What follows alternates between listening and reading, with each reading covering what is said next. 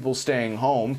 A lot of people have been doing their exercise routine from home. That has fueled the business of Peloton, which just reported quarterly results. Huge quarter, massive growth. The market takeaway, though, seems to be, given how stretched they are in demand, it has complicated the business story. So now let's get some perspective from somebody who is figuring all that out right now. William Lynch is the president of Peloton, and he's been kind enough to join us. William, welcome back to BNN Bloomberg. Thanks as always for being with us. It's great to be here. And maybe let's just dig into this story that I think everybody's trying to figure out. I mean, it's great to have a lot of demand if you're running a business, but I think people are trying to sort of get takeaways from you on how you navigate through all that demand. What would you say to that? We have seen unprecedented levels of demand for our products, which we're grateful for, and we think talks to the strength of our experience.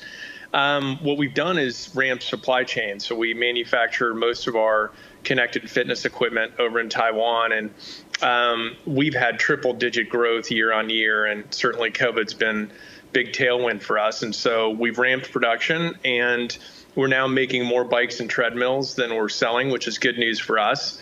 Even in the face of that demand, the challenge has been logistics, really, and getting those over with port congestion and everything else going on due to the pandemic. So we're investing over $100 million in expedited ocean freight, and we're actually air shipping bikes, physically renting airplanes to get bikes over. And we're doing that because we know people need their bikes and treadmills. And so in these unprecedented times, we're taking that kind of unprecedented action. Wow, that's pretty amazing to hear. And William, obviously there's lots of demand, for example, in a market like Canada, as there is in the United States. Is it the same kind of logistical story, or are there differences between countries, let's say?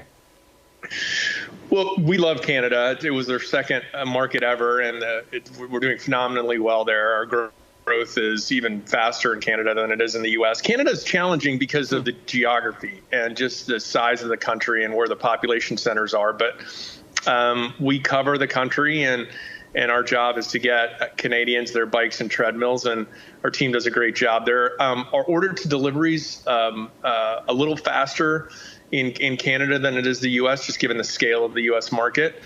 But our aim is the same, which is 100% member satisfaction, and our community in Canada is growing rapidly, and that market has us really excited. William, it's a strange time. Undoubtedly, this is all validation for your business, but even this morning we talked about a longtime fitness chain, Good Life, in this country, which has had to take aid from the government, basically because they're not able to operate their gyms as they normally would. How do you feel about that as an industry player? I mean, I know you have to focus virtually all your attention on the day-to-day operations, but is it healthy to have some companies that are thriving to this extent and others that are on life support? We don't. We just want people working out. We think that if we do our job and offer a better experience at a better value and a more convenient place home, that Peloton will continue to grow. So we don't root for boutique fitness or gyms to close. We want people working out and healthy. We know the benefit of that. And so we've been the beneficiary of a lot of tailwind with COVID. But if you look at our stat that we look at probably most is workouts and workout growth. And we had 98 million people working out in Q2. That's what fuels us. We want people working out. We want people feeling wellness. We know there's a lot of anxiety with COVID. And so, no, we don't cheer when gyms close. We pull for fitness and wellness. That's what we pull for at the company. And so it's true we're doing really well when gyms are struggling. And we're just focused on continuing to elevate our experience for members. Before we go, I should highlight, as much as getting bikes literally into people's homes is one of the logistical issues you're focused on right now, the fact that there's a Netflix element to your business and this massive surge in digital subscriptions is really hard to ignore. I mean, what would you say in our last 20 seconds on what's happening with that part of the business? Right. Digital's up.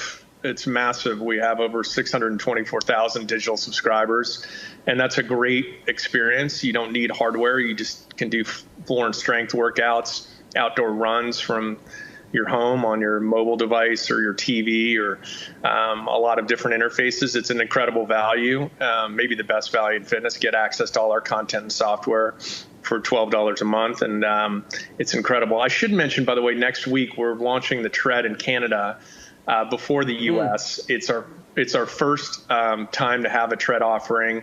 We decided to favor the Canadian market, and we're excited about that launch. So your Canadian viewers can look forward to that next week. It's the 9th. We'll be launching the Peloton Tread in Canada.